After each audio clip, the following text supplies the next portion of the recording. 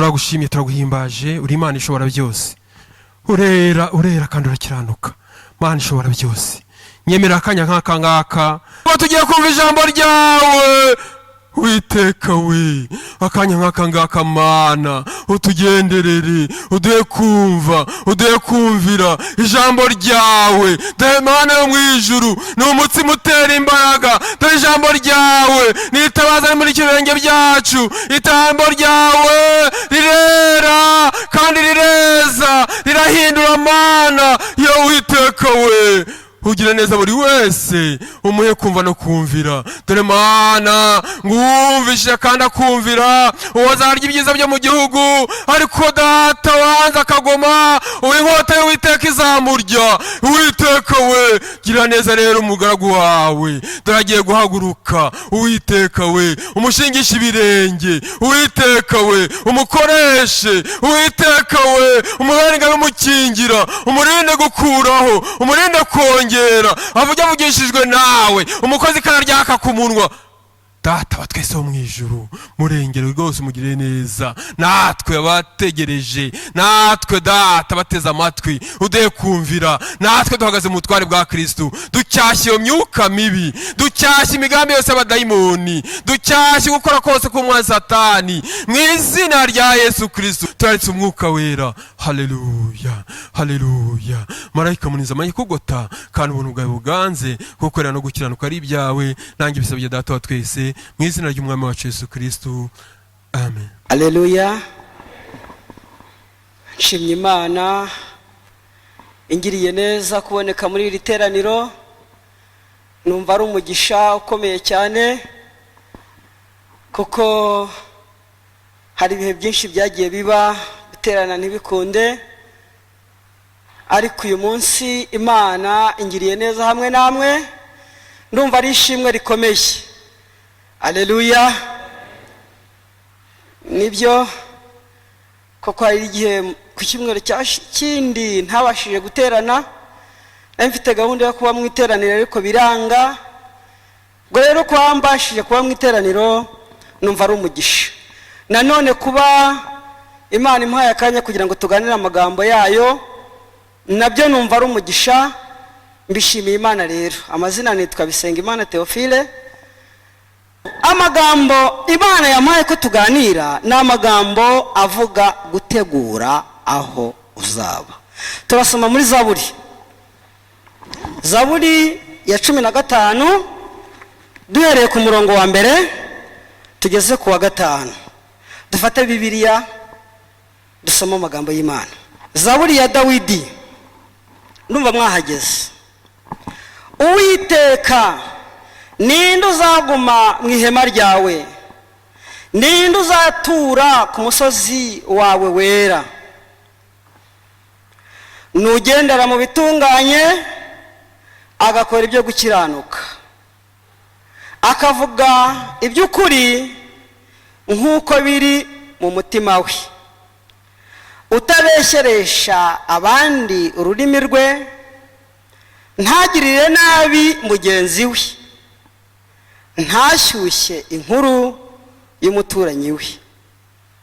Mu maso ye umunyagisuzuguriro arahinyurwa, ariko abatinya Uwiteka arabubaha. Icyo yarahiriye naho cyamugirira nabi ntiyivuguruza, ntaguriza ifeza kubona indamu zirenze urugero, cyangwa ntiyemera ibiguzi kutariho urubanza. Ugenza atyo ntabwo azanyeganyezwa. Turebe mu Byahishuwe igice cya 21 duhereye ku murongo wa mbere kugeza ku wa 5. Twihute. Ibyahishuwe igice cya 20 umurongo wa mbere kugeza ku wa 5, umutwe w'amagambo uravuga ngo iby'ijuru rishya n'isi nshya. Kadusome mu izina rya Yesu.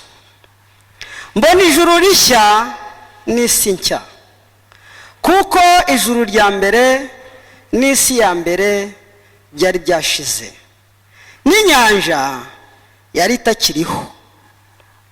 Mbona ururembo rwera Yerusalemu nshya rumanuka ruva mu ijuru ku Mana, rwiteguwe nk'uko umugeni arimbishirizwa umugabo we.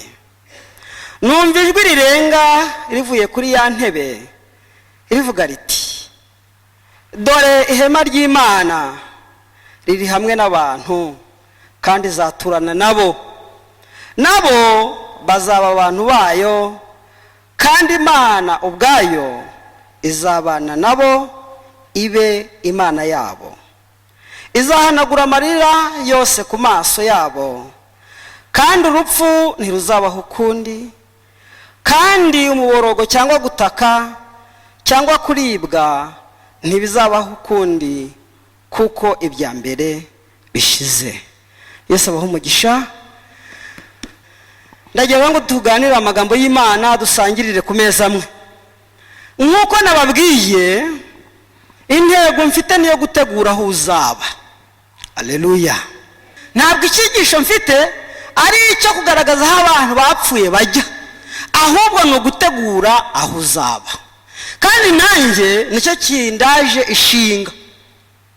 Haleluya. Imana ishimwe yuko yaduhaye umwanya, kaduha n'ubwenge buzima bwo gutekereza, bituma tubasha gutekereza neza koko. Umuntu wese waje hano mu nzu y'Imana, usibye waba afite indi ntego yindi, kuko buriya ntabwo twese intego ziba ari zimwe, ariko ntekereza ko umubare munini ni uguhunga urupfu rw'iteka, umuriro uzarya abanzi b'Imana, noneho tukazatura mu gihugu cyo mu ijuru. Haleluya. Jewe ikintu kituma nshishikara cyane, kigatuma numva ninginga Imana ngo imfashe, ndetse nkagira n'ibyo nkora nubwo atari byo bizatuma ngera mu ijuru, kuko kugera mu ijuru n'ubuntu bw'Imana, ntabwo ari imirimo izatuma tugerayo, ahubwo uzaba agezeyo yarakoze imirimo azayihererwa amakamba. Haleluya. Mbibutse neza yuko kugira ngo umuntu agere mu ijuru atari imirimo yakoze, oya, ahubwo kuzagera mu ijuru. Haleluya. Rimbo 105 ngo ni ubuntu bw'Imana butangaje bwankuyeho imigozi. Ibyo ni ubuntu bw'Imana.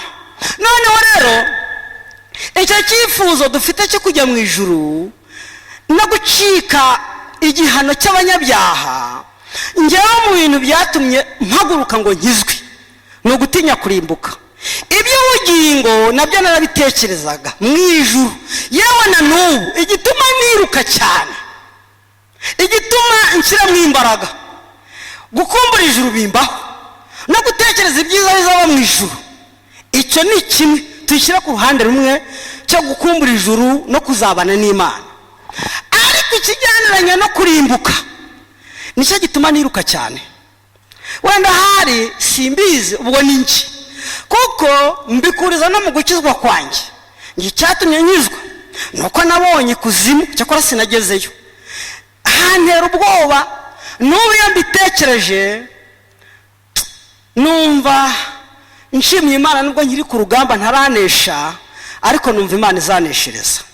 Noneho rero gutegura aho uzaba nicyo cyigisha Imana yampaye, kuko nutaba mu mahema y'Imana, uko twasinye amagambo y'Imana, wenda duhereye kuri ayo mu byahishuwe, niyerekwa nihishurirwa nk'uko ari ibyahishuwe.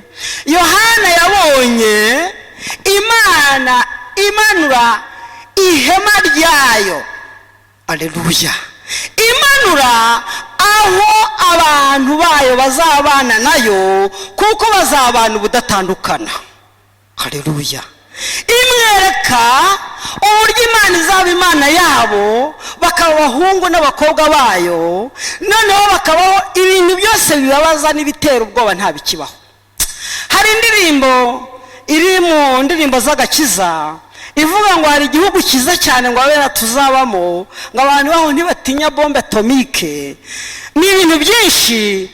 Noneho Yohana yereka ibyo bintu, agaragaza uburyo abantu bazaba aho ngaho batazikanga bombe atomike. noneho rero icyo gihugu cyo mu ijuru ni igihugu abantu bazabamo nkaho hakunda umuntu ashobora kuvuga ati ndarara ntakinze, nta nyamaswa iza, nta kibazo mfite. buriya impamvu dukinga inzugi z'iwacu, impamvu ya mbere ni ukwanga ko abajura baza bagahita binjira mu nzu utabumvise, kuko abajura bo kubakingira birakomeye. ariko uvuga uti nakora ku rugi, ndakora kuri telefone nanjye mpamagare. impamvu z'inzugi z'iwacu, impamvu ya mbere ni abasambo, kugira ngo nibaza umenye uko ubigenza. impamvu ya kabiri ni iy'inyamaswa. imbwa ishobora kwinjira mu nzu ikarya umwana aharyamye, sibyo? ariko Yohana yeretswe igihugu, yerekwa noneho ihema nk'uko wabyita urusengero. ukura urusengero rwacu rugoswe n'izi nkuta na biriya birahuri. icyo kintu rero Imana yagiteguye kera cy'ahantu abantu abana bayo bazaba, aleluya, batikanga indwara. impamvu ni iki? ni uko hano mu isi nta buturo bwacu buhari, nta kintu ushobora gukora kugira ngo wumve uguwe hano neza mu isi. niyo mpamvu Imana, haleluya, yateguye umurwa, noneho irangije ifata amahema kuri abantu bajya mu bukwe, kuri abantu bakoresha ibirori bagashinga amahema. umuntu utari imbere muri yo buriya na resebusiyo ntibimureba. icyo nshatse kuvuga ni iki? ni uko iyo ubukwe bubaye hakaba harimo abantu barimo imbere barakirwa, abari inyuma y'amahema ntaho baba bahuriye nabwo. Imana rero yateguye ahantu abahungu n'abakobwa bayo bazaba batikanga umubu, batikanga abajura, batikanga abicanyi. ubu hari abantu bararana imihoro impande yabo. Imana yateguyeho ubwoko bwayo buzaba, haleluya, abahungu n'abakobwa bayo aho bazaba batikanga ikibi. noneho rero mpite ngaruka muri ya magambo twasomye yo muri Zaburi. ni umukozi w'Imana, ni umwami Dawidi wari n'umuhanuzi. buriya Dawidi yari umwami kimwe, icya kabiri akaba umuhanuzi, aleluya.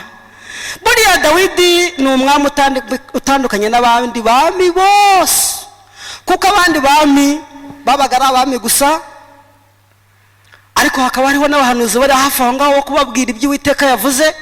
ariko Dawidi we ku ngoma ye yari umwami akaba n'umuhanuzi, kuko yagiye yerekwa Yesu, abona ko Yesu azicwa ariko ntahere mu gituro, kuko yari hano yaravuze ngo nabonye umwami wanjye ngo kuko atapfuye ngo arekerwe ikuzimu ngo cyangwa ngo umubiri we ubore. abona ko mu rubyaro rwe Yesu azicwa agahambwa ariko ntabore, kuko Yesu ntabwo yaboze. Yesu ntabwo yaboze, ahubwo ya minsi yamaze mu gituro arimo gukora imirimo, ntabwo ari kwikorera mu gituro, ahubwo yagiye ahandi kurwana intambara ikaze. ibyo abakristo barabizi. arangije rero yaraje afata wa mubiri we utarabora, arongera arawuzukana, aleluya. niwo mubiri we yagaragaye afite, n'inkovu arazerekana. Dawidi rero yari umuhanuzi, aza kwereka igihema iri ngiri Yohana yabonye. Dawidi yaravuze ati ubu ngubu ninde uzaba mu mahema yawe? buriya ushobora gutekereza ukavuga ngo yaravuze mu rusengero. Imana iza kubwira Salomo ngo isengesho wasenze naryumvise, abantu kuko nibansenga ibyo uvuze nzabikora. ariko noneho nimukora ibyaha mukajya muza mu nzu yanjye mukabyiniramo mukishima ngo ni mu nzu yanjye, ariko mugakora ibyaha nzayijugunya imve mu maso. ni ukuvuga ngo uru rusengero, hari igihe umuntu ashobora gutekereza ati urusengero rwacu, urusengero ni byiza Imana yaruduhaye, ariko urusengero rukomeye Pawulo yarwandikiye Abakorinto, aravuga ngo ese ntimuzi ko imibiri yanyu ari insengero z'umwuka w'Imana uba muri mwe? buriya icyo nshaka kuvuga, ndashaka kubabwira yuko Imana ntabwo ushobora kubona ahantu uyikwiza ngo ikwirwemo. Uru rusengero Imana iraruruta, isumba n'isi yose, n'ijuru riri irariruta. Niko umuhanuzi Yesaya yavuze ngo mbese mwanyubakira nzu ki, ngo aho mubona ko izina ryanjye ryaruhukira ni hehe? Ngo icyo akora ngo umutima umenetse, umutima ujanjaguritse, ushenjaguritse, uwo nguwo niwo Imana ibasha guturamo. Twariho tuvuga ku bijyaniranye n'uko Dawidi yavuze ati ninde uzaba mu mahema yawe. Ntabwo yavugaga rwa rusengero rw'i Yerusalemu, nta nubwo yavugaga mu rusengero, kandi kuko kuba mu rusengero ni byiza. Iyo tumaze iminsi tutahaza, iyo umuntu ahageze yumva anezerewe. Dawidi aravuga ati ariya mahema Imana izabamo n'abana bayo, abahungu bayo n'abakobwa bayo batikanga. Yohana yaravuze ngo nta rupfu ruzabaho ukundi. Buriya mu bintu bibabaza bya mbere bibaho, mu bintu bya mbere bibabaza ni urupfu. Reka mbabwire bantu b'Imana, urupfu tuzi ko ari inzira tugomba kunyuramo. Abenshi niba tutari mu bazahindurwa ku kuza kwa Yesu, tuzi neza ko urupfu ari inzira tugomba kunyuramo kugira ngo tugere aho tujya. Ariko iyo rugize aho rutwara, nk'uwo uruntwaye, mushobora kwishima niba muzi ubuhamya bwanjye, mukaba mufitiye ibihamya yuko ngiye mu ijuru. Yohana ngo asanga mwomurwa aho ngaho muri iryo hema ry'Imana nta rupfu, iby'imibabaro no kuribwa no gutaka ngo ntabwo abantu bazabyongera ukundi. Noneho aho ngaho niho Dawidi yabonye arabisobanukirwa, kuko ari ukuba mu mahema y'i Yerusalemu yagombaga no kujya abamo buri munsi, kuko si umwami se igihe atari mu ntambara yajyamo. Ahubwo yagize iyerekwa, abona umurwa, abona igihugu abera bazabamo, yifuza kuzakibamo. Niyo mpamvu yavuze ngo ninde uzaba mu mahema yawe Mana. Niyo rya hema twasomye. Noneho mu yandi magambo Dawidi yakumburaga ibihe byiza by'umwuka. Haleluya. Yakumburaga ibihe byiza bya bindi umuntu abamo akumva ijuru yarigezemo. Kandi reka mbabwire, abapantekote babasha kubyumva. Hari igihe ugeramo kubw'ibihe urimo utihanzemo, ahubwo Imana yabiguhaye ukumva ijuru usa n'uwarigezemo. Dawidi rero hari ubwo yageraga mu uwo munezero, noneho agatekereza igihugu cyo mu ijuru, akibuka agakumbuzwa icyo gihugu, bituma agikumbura. Aravuga ngo ariko ninde uzahaba, ninde uzaba mu mahema yawe? Amanuka hepfo agenda avuga abazabamo. Igisubizo yaragihawe, kuko buriya mu buhanuzi, umuhanuzi ashobora guhanura abaza kandi aribo binyuzemo, nanone igisubizo kikanyura mu wo wajije, igisubizo kikazamo. Ibyo ni umwuka w'ubuhanuzi, abapantekote babasha kubyumva. Umuhanuzi yahanura abaza, nanone kandi igisubizo kikongera kikanyura muri we. Niko byagenze kuri Dawidi rero. Aravuga ngo ninde, nanone igisubizo kiraza ngo ni umuntu. Reka twongere turebe twumve ibimuranga uwo muntu uzaba aho hantu. Ngo ni umuntu uteye ate, uwo muntu uzaguma mu mahema, uzaba mu mahema y'Imana yacu. Ngo nugendera mu bitunganye, agakora ibyo gukiranuka. Icyo ni cya mbere. Haleluya. Kugira ngo uzabe aho hantu, ikintu cya mbere ni ukugendera mu bitunganye, ugakora ibyo gukiranuka. Ese ibitunganye ni ibihe? Ubu twese dufite ubwenge Imana yaduhaye, usibye no kuba umuntu bavuga ngo arakijijwe. N'udakijijwe akavuga ngo nubwo ntari umurokore nk'uko babivuga, ariko ndumva ntazasinda, ndabona gusinda ari ibintu bibi. Ubwo iyo ni discipline umuntu yiha nubwo yaba adakijijwe. Umuntu akavuga ati nubwo ntari umurokore nk'amwe, ariko nzajya nambara nikwizi. Ubwo yamenye ibintu bitunganye. Nubwo ntari umukristo, ariko sinziba. akaba adashobora kwiba rwose, akavuga ati kwiba ni ingeso mbi. Mu gakiza ka Yesu harimo kumenya ibitunganye. Ntabwo ari ngombwa ngo bakubwire ngo barambara ibi, ngo bayigenza gutya, bavuga ukunuku, ahubwo agakiza k'Imana twahawe kakumenyesha uburyo ukwiriye kuvuga, uburyo ukwiriye gukora, uburyo ukwiriye gutekereza, uburyo ukwiriye kwambara. Ibyo byose umuntu akabimenya. Aravuga ngo ni umuntu ukora ibintu bitunganye kandi akajyanira mu gukiranuka. Mu gukora ibitunganye by'abantu bose bashobora kugerageza kubyigana, ariko gukiranuka ko ni ibintu bituruka ku Mana. Aleluya. Dushobora kubona ingero z'abantu bakiranutse. Twafata urugero rw'umuhungu witwa Yosefu.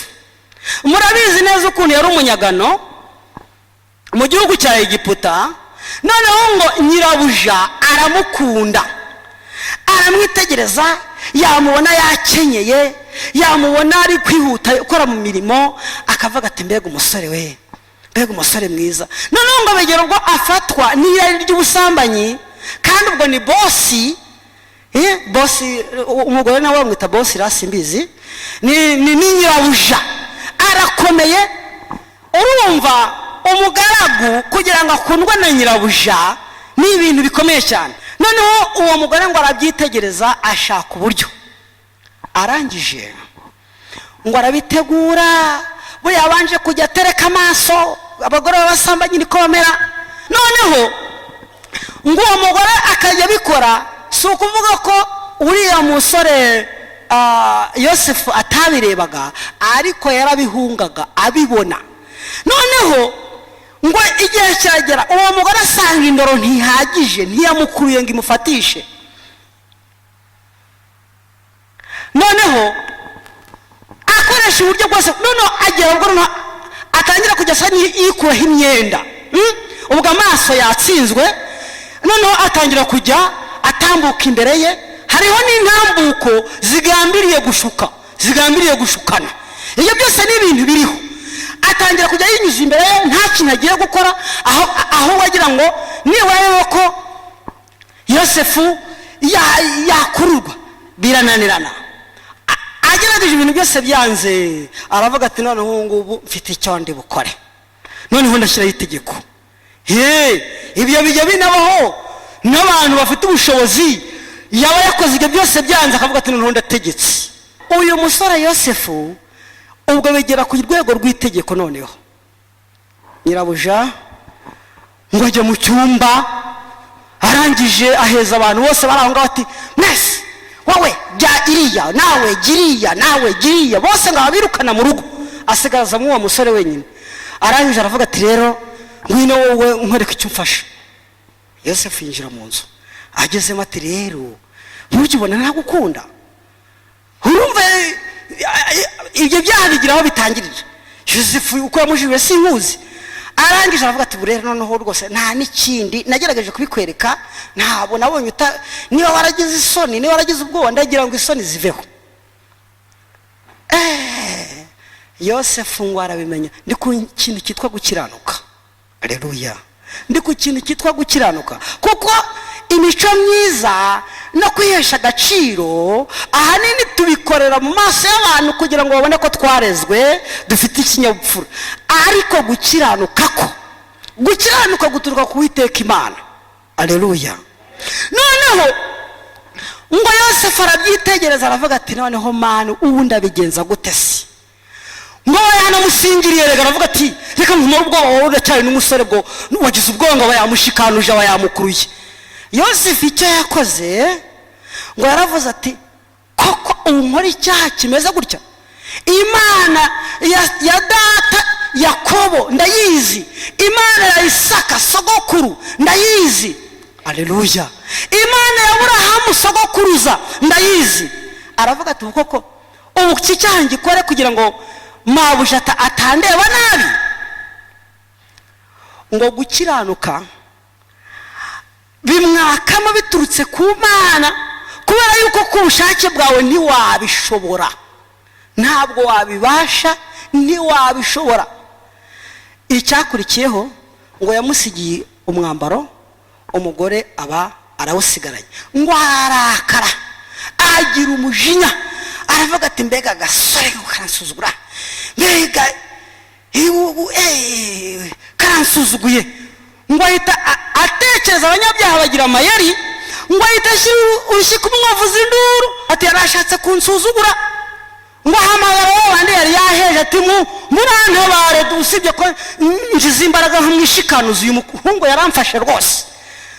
ngo umugore ngo ararira, ngo ararira. kuva ubwo abagaragu baraza bati mbega uyu muhungu bari baramusogeje, bari baramushyize imbere, none dore bamuhaye ubutamwa yiyongereraho na ngenda.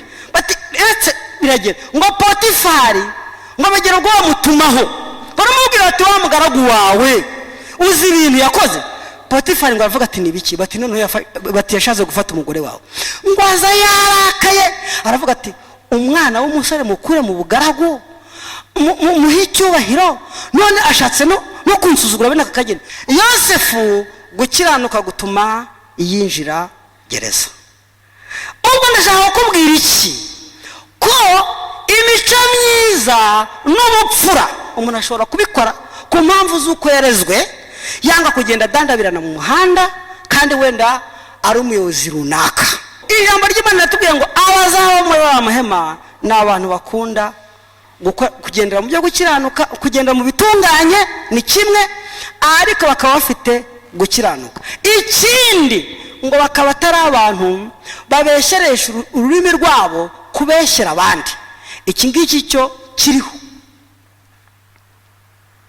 dufite ingero nyinshi, uwo ni uwakiranutse. noneho rero hari abandi gukiranuka bo byananiye, ntabwo umuntu yabarondora, ni benshi.